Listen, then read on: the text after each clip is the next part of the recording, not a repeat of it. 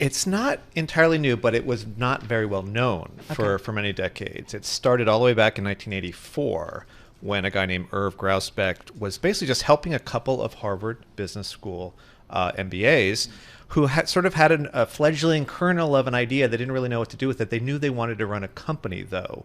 And so he helped them come up with this sort of investment vehicle, which was not even called the search fund then. I asked Irv, like, did you coin search fund? He said, no, I don't really think so. Irv's a great guy, by the way. But Irv then went from Harvard to Stanford Graduate School of Business and took the idea there. But for many years, it was just sort of a smattering. A handful of students would do this. People who didn't want to go the traditional corporate route, but who also didn't want to do the traditional startup route where you found your own company, you create your own company, in the proverbial garage, Hewlett Packard, et cetera. These are people who want to buy a company that already exists. It's already profitable. It's a small business. It's not going to cost $10, $15 million. What kind of companies are we talking about? Traditionally, we're talking about small local businesses, plumbing companies, pest control companies. But what's interesting, Tim, is that it's really evolved outside of that to now look at more like technology companies, B2B software companies. One guy I talked to said he's looking to buy a software company that automates insurance company billings. Very boring, but very profitable. Go ahead, Carol. Well, what I'm curious, go ahead. I was going to say the hard part about buying a business is, right, it's a quote unquote efficient market. So, you buy it based on, this is what they teach you at business school, right? You buy it based on future cash flow. So it has a valuation.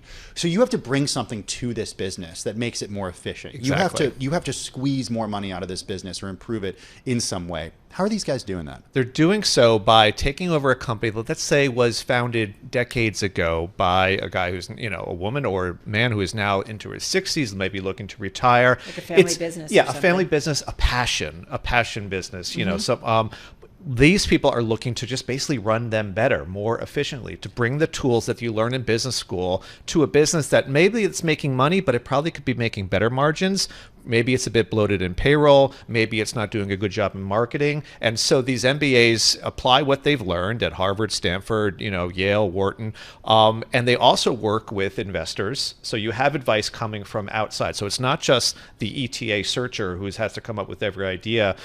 They have help from investors who are putting their money into the business. And then they try to really grow it and then sell it eventually down the road. It sounds very private equity-like because I often... It's right? almost like mini PE. It's mini PE. It's exactly. Well, so that's what I was curious about, is where they get the money, right? I mean, Tim graduates and he says, I want to do a search fund. It depends. There's two ways you can do it. You can gather a group of investors who will fund you initially for about a couple of years, your admin costs, your travel costs, because it costs money to search around for these companies. Right. Or you can do what's called self-funded, where you are, funding it yourself. Let's say you've worked in corporate America for 10, 12 years. You have some savings. Maybe you have some money from your family. You might use that to plow into the search. And then when you're ready to buy the company, you take out an SBA-backed loan. Okay. So that's self-funded, or you can go through investors. And those investors, you might have a little less autonomy if you're going through investors, but you will have the advice and networking capabilities that those investors can bring.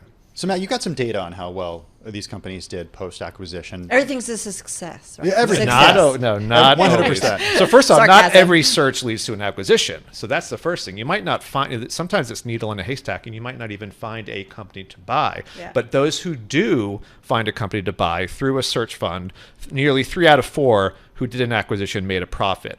And the number of annual exits, when you eventually sell your company, the ones that generated a positive return hit an all-time high recently. This is all data from Stanford, which has great tracking of search funds and how well they do. Also, who takes part in searches. This is traditionally a very bro-tastic type of sector, a lot of white guys. But it is getting more diverse, thankfully. Yeah. The number of women searchers has more than doubled, from 5% to 13%. We're seeing more Black and Hispanic searchers as well. Is there certain MBA grads or MBA students who are doing this a lot? Like Stanford, that's the environment. Like they're either people are starting certain companies environments or that are investing very in it. entrepreneurial. Stanford, Babson is also really a great home for entrepreneurs. I did talk to them. They're not in the story though.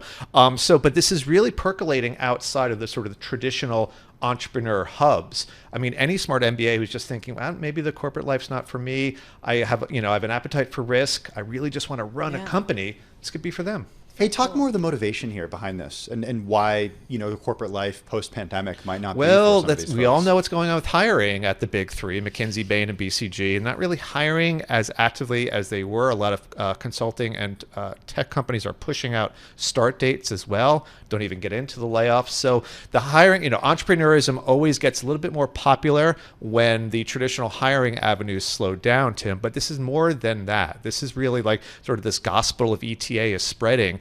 Go on Twitter for ETA Twitter or SMB Twitter, small medium business. SMB Twitter is just really a fascinating little niche of Twitter. I've done some poking around there. It shows up in my For You thing. Exactly. You got guys talking. It seems like you're the only one without a business. Yes, exactly. Everyone's got a business. Everyone. These brokers are all over the place. I'll find you the right business. Then there's the lawyers too. Yes, who there's help a whole you with the ecosystem. deals. They have newsletters. Yeah. But it's really fascinating. Let's start something, man.